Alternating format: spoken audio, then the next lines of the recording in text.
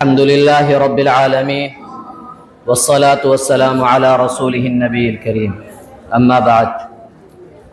काबिल क़द्र शख्सियात और सामिईन किराम, आज का मेरा मौज़ूअ सुख़न हिंदुस्तान में मुसलमानों के हालात है। मौज़ू तवील और दिलखराश है। समझ में नहीं आ रहा है कि मैं अपनी बात हिंदुस्तान में मुसलमानों की अज़मत रफ्ता से शुरू करूँ या 1857 की नाकाम बगावत से आगाज़ करूँ। एक तरफ हिंदुस्तानी मुसलमानों का ताबनाक व शानदार माजी है तो दूसरी तरफ तारीख अलमनाक हाल और गैर वाज़ेह मुस्तक़बिल है।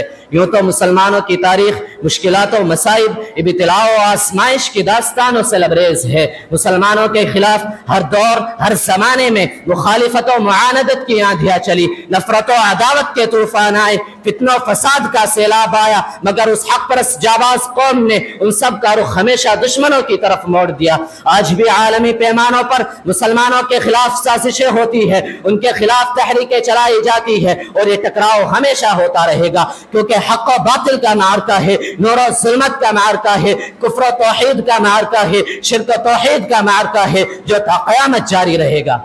मगर जो शिद्दत हिंदुस्तान में नजर आती है वो कहीं और नजर नहीं आती। यहाँ मुसलमानों के खिलाफ नफरत और अदावत, जुल्म, सितम, मसाइब और आलाम का सिलसिला आज़ादी के बाद से जारी है। जिन मुसलमानों ने तहरीक आज़ादी में अपने लहू से मादर वतन की प्यास बुझाई, जेल की तारीख, कोठड़ियों और फांसी के तख्तों पर आज़ादी का नारा बुलंद किया, जिन मुसलमानों ने अपनी 700 साल तारीख में हिंदुस्तान को दौलत और थरवत से मालामाल कर दिया था, इसको सोने की चिड़िया बनाया था, हिंदू मुस्लिम एकता का चिराग रोशन किया था, आज उन्हीं को गद्दार कहा जाता है, देश का दुश्मन कहा जाता है, उन्हीं को फसादात की आग में झोंका जाता है और उनके पाकिज़ा लहू से फिरका परस्ती की इफ़्फ़त की प्यास बुझाई जाती है।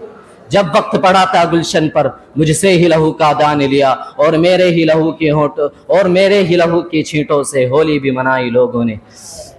यह तो मुसलमानों का एहसान है कि उन्होंने इस देश को कुतुब मीनार की बुलंदी, चार मीनार की अजमत, जामा मस्जिद की पाकीज़गी और ताजमहल की खूबसूरती अता की, हिंदुस्तान को जन्नत का निशा बनाया, इसके वक़ार को बुलंद किया। मगर आज इसका समरा क्या मिल रहा है? भागलपुर की खौज का दास्तान, बलियाना का आलमनाक वाक़या, मुरादाबाद की लहूलुहान ईद, मेरठ के जलते मकानात, बिजनौर की दिलखराश चीखें, अहमदाबाद का दिलदोज़ हंगामा, जमशेदपुर का हौलनाक फसाद, क्या यही है?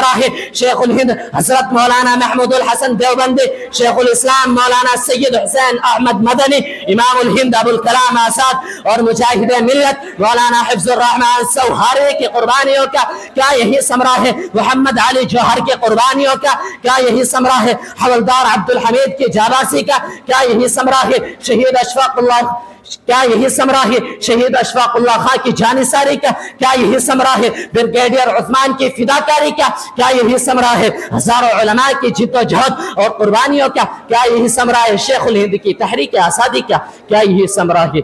सैयद अहमद तहरीक की आज़ादी का। मैं अपनी बात को यहीं पर ख़त्म करता हूँ। आखिर दावाना।